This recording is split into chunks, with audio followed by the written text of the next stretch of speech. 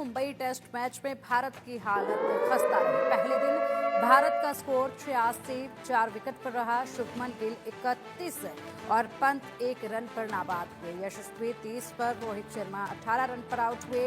Virat Kohli 4 run बनाकर ही out हो गए। पहली पारी के आधार पर भारत अभी 149 रन पीछे है। न्यूजीलैंड ने पहली पारी में 235 रन बनाए हैं। पहला दिन था मैच का। भारत और न्यूजीलैंड के बीच सीरीज का तीसरा और आखिरी टेस्ट मुंबई के वानखेड़े स्टेडियम में खेला गया। टेस्ट की शुरुआत में ही पहले ही दिन टीम इंडिया खस्ताहाल नजर आई। मुंबई टेस्ट का पहला दिन स्पिनर्स के नाम रहा। पहले दिन 14 विकेट में से 11 स्पिनर्स ने ही लिए। पहले बैटिंग करते हुए न्यूजीलैंड की टीम पहली पारी में 235 रन पर ऑल आउट हो गई। इसमें भारतीय स्पिनर रविंद्र जडेजा ने 5 और वॉशिंगटन सुंदर ने 4 विकेट लिए। वहीं दिन का खेल खत्म होने तक भारत ने 86 रन बनाने में ही 4 विकेट गंवा दिए। न्यूजीलैंड के लिए 2 विकेट स्पिनर एजाज पटेल ने लिए। पहली पारी में भारत अभी न्यूजीलैंड से 149 रन पीछे है। 6 रन बनाने में भारत ने 3 विकेट गंवाए। एक वक्त टीम इंडिया का स्कोर 78 रन पर 1 विकेट था, तो यहां से 6 रन बनाने में टीम इंडिया ने 3 विकेट गंवा दिए। पहले एजाज पटेल ने लगातार 2 गेंद पर यशस्वी जायसवाल और मोहम्मद सिराज को आउट किया। फिर विराट कोहली रन आउट हो गए। यशस्वी जायसवाल 30 रन पर, रोहित शर्मा 18 रन पर, विराट कोहली 4 और मोहम्मद सिराज 0 पर आउट हुए। एजाज पटेल को 2 और मैट हेनरी को 1 विकेट मिला। कोहली रन आउट हुए। शुभमन गिल और ऋषभ पंत नाबाद लौटे। न्यूजीलैंड ने पहली पारी में 235 रन बनाए। मुंबई के वानखेड़े स्टेडियम में न्यूजीलैंड ने टॉस जीतकर बल्लेबाजी चुनी। पहले दिन भारतीय स्पिनर्स ने कमाल का प्रदर्शन किया। कीवी टीम को पहली पारी में 235 रन पर समेट दिया। न्यूजीलैंड के लिए डेरिल मिचेल और विल यंग ने अर्धशतक लगाया। मिचेल ने 129 बॉल पर 82 और यंग ने 138 बॉल पर 71 रन बनाए। भारत के लिए रविंद्र जडेजा ने 5 और वॉशिंगटन सुंदर ने 4 विकेट लिए। 1 विकेट आकाशदीप को मिला है। आकाशदीप को भी एक टिकट मिला, लेकिन जिस तरीके से टेस्ट की शुरुआत हुई उससे पहले ही दिन टीम इंडिया खस्ताहाल नजर आई। टीम इंडिया के लिए दिन खत्म होने से पहले के करीब 10 मिनट बहुत ही खराब रहे। न्यूजीलैंड ने 10 मिनट में वापसी करके पूरी बाजी ही पलट दी और आखिरी के करीब 10 मिनट में टीम इंडिया ने कैसे घुटने टेके, ये पूरी तरीके से जो बयां हो रहा है, ये स्कोर बयां कर रहे हैं। मुकाबले में न्यूजीलैंड ने टॉस जीतकर बैटिंग चुनी थी और बैटिंग करने का फैसला लिया। टीम 235 रनों पर ऑल आउट हुई।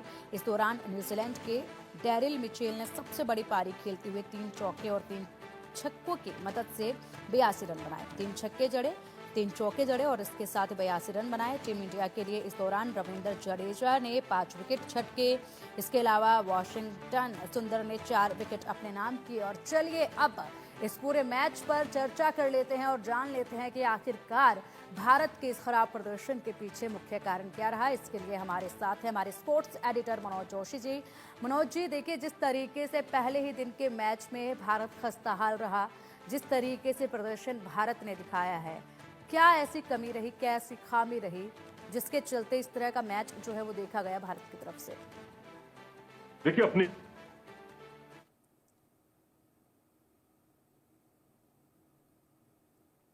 मनोज जी, आपकी आवाज नहीं आ पा रही है।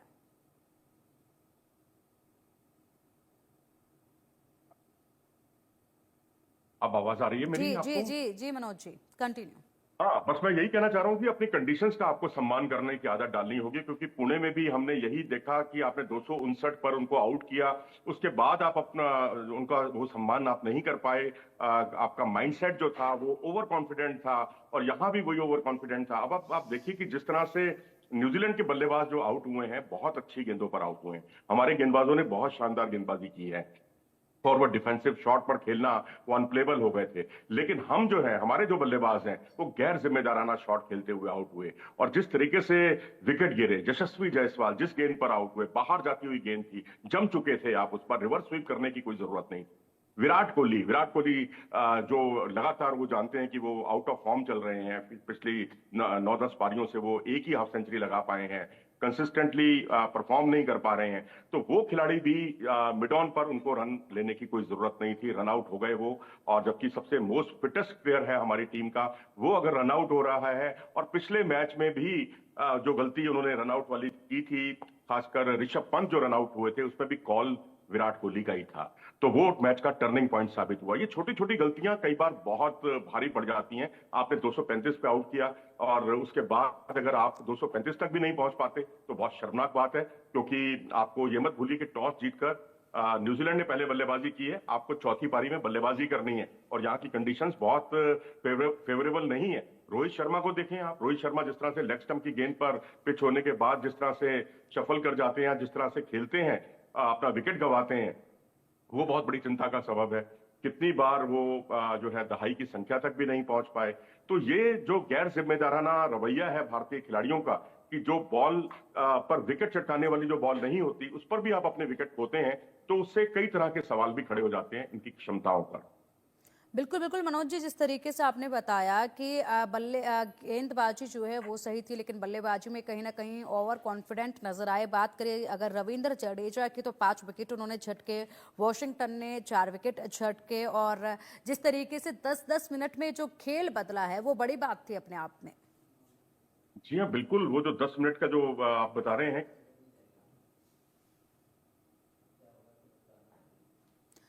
मनोज जी, आवाज नहीं मिल पा रही है आपकी।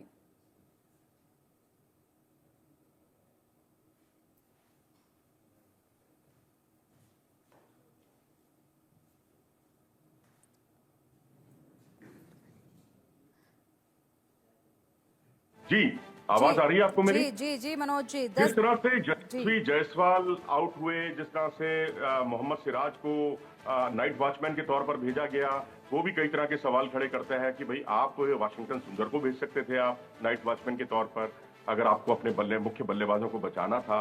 लेकिन आपने जो है जिस तरह से सिराज को भेजा, वो पहली गेंद पर ही आउट हो गए।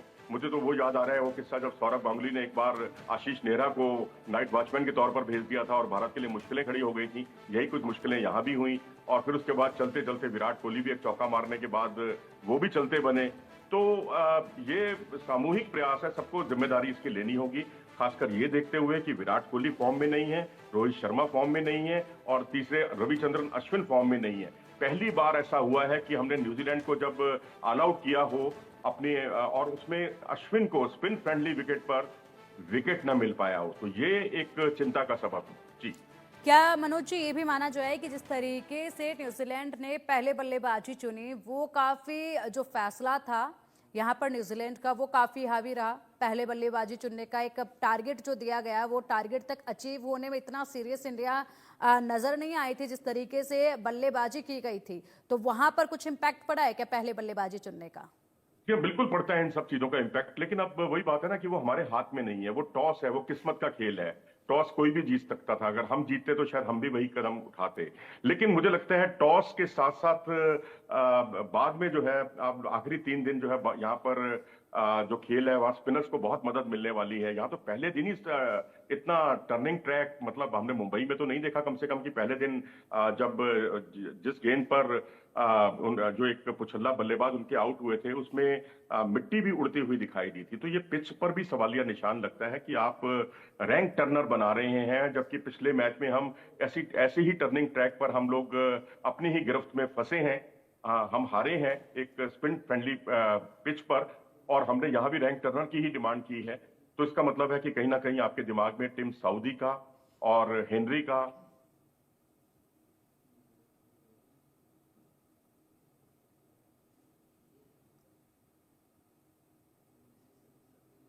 बेंगलोर में हुआ। आप स्पिन फ्रेंडली पिच बनाते हैं, वहां फंसते हैं, जैसा कि पूना में हुआ और यहां होता हुआ दिखाई दे रहा है। बिल्कुल मनोज जी, इसी के साथ अगर बात करें न्यूजीलैंड के खिलाड़ियों की, तो यहाँ पर डेरिल मिचेल ने सबसे बड़ी पारी खेली। जिस तरीके से 3 छक्के उन्होंने मारे, 3 चौके मारे और इसी के साथ 82 रन उन्होंने बना दिए।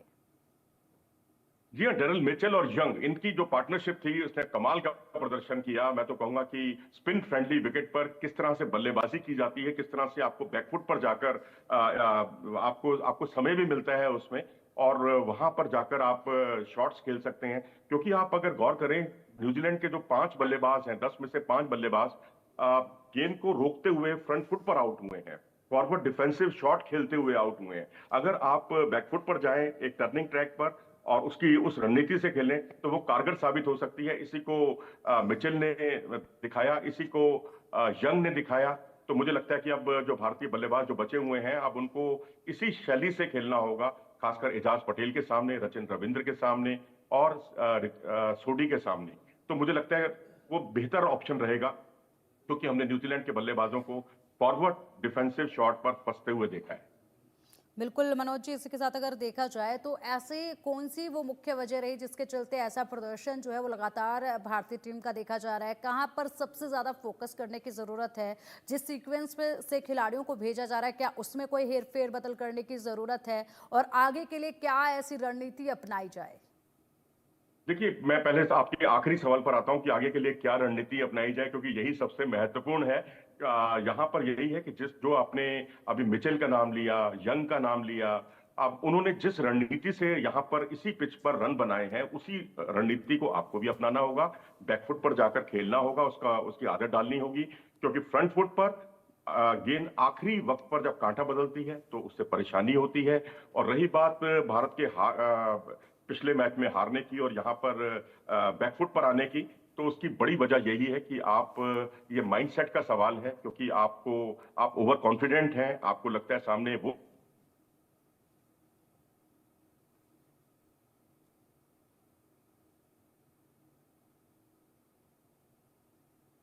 34-35 साल के बाद जो है यहाँ पर मुकाबला जीती है।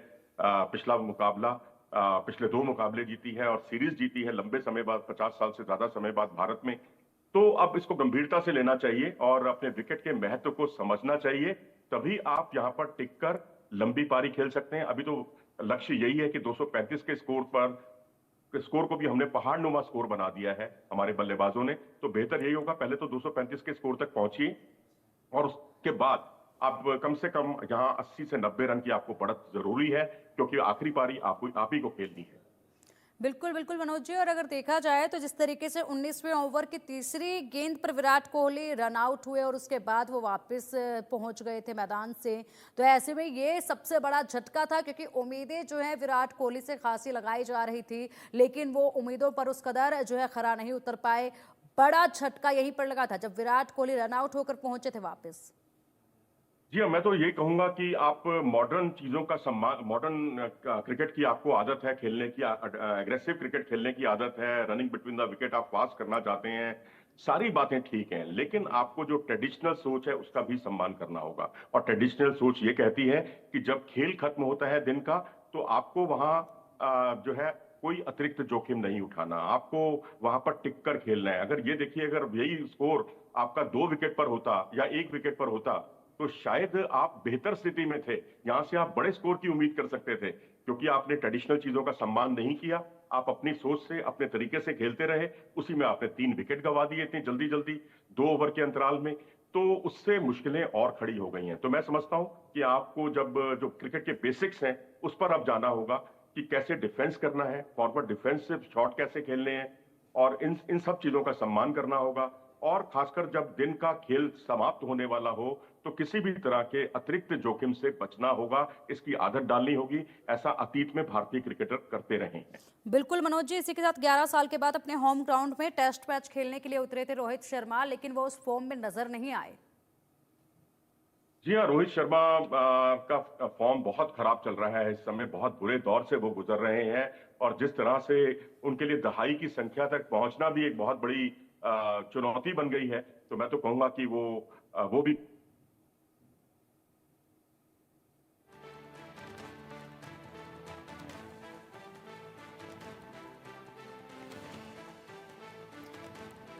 तो देखिए, जिस तरीके से बात कर रहे हैं हम लोग टीम इंडिया के कप्तान रोहित शर्मा की, तो वो इस समय काफ़ी ख़राब फॉर्म से जूझ रहे हैं। मुंबई टेस्ट की पहली पारी में भी कुछ ऐसा ही जो है देखा गया।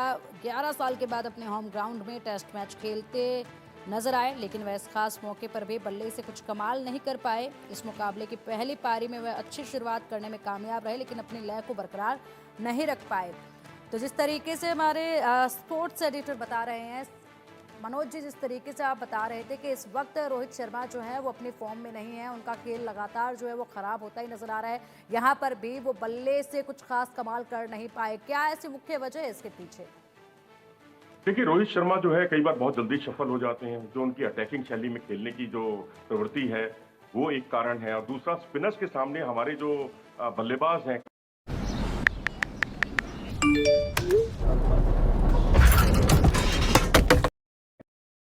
फंसते हैं। तो मुझे लगता है यहाँ जो हमारे पूर्ववर्ती खिलाड़ी हैं, चेतेश्वर पुजारा, अजिंक्य रहाणे, उनसे सबक सीखना चाहिए कि एक लंबी पारी को कैसे अंजाम दिया जाता है।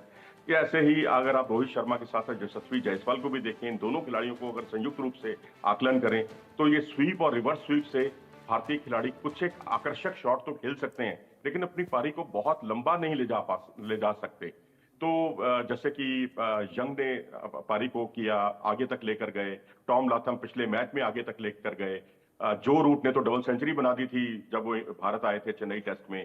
तो अब हमें या तो ऐसी पिच पर जो आइडियली रिवर्स स्वीप की जो स्ट्रेटजी है उसको हमें सीखना होगा कि कैसे रिवर्स स्वीप लगाने, क्योंकि हमारे यहाँ जो एक ट्रेडिशनल सोच है वो यही है कि स्वीप और रिवर्स स्वीप बिल्कुल बिल्कुल मत खेलो, आपको अक्रॉस नहीं खेलना है, आपको सीधे खेलना है। लेकिन ऐसी पिचें प्रमोट करती हैं स्वीप और रिवर्स स्वीप शॉट खेलने के लिए, और वहां हम फंसते हैं। अगर अच्छे शॉट ऐसे लगाते भी हैं तो भी हम उस पारी को बहुत आगे तक नहीं ले जा पाते, जैसे कि यशस्वी जायसवाल के साथ हुआ या रोहित शर्मा के साथ अक्सर होता है। जी बिल्कुल बिल्कुल बिल्कुल मनोज जी, जिस तरीके से रोहित शर्मा इस वक्त जिस फॉर्म में चल रहे हैं, वो फॉर्म जो है वो टीम इंडिया के लिए काफ़ी चिंता की बात बनी हुई है। और अब देखना ये होगा कि अगले मैच में किस तरीके की रणनीति अपनाई जाएगी, क्या बेहतरीन अंदाज जो है तमाम खिलाड़ियों का देखा जाएगा। यहाँ पर तो जितने भी यहाँ हथकंडे अपनाए गए वो सभी विफल नजर आए, लेकिन आगे कुछ बेहतरी की उम्मीद है। फिलहाल शुक्रिया आपका मनोज जी, हमारे साथ जुड़ने के लिए और ये जानकारियाँ साझा करने के लिए।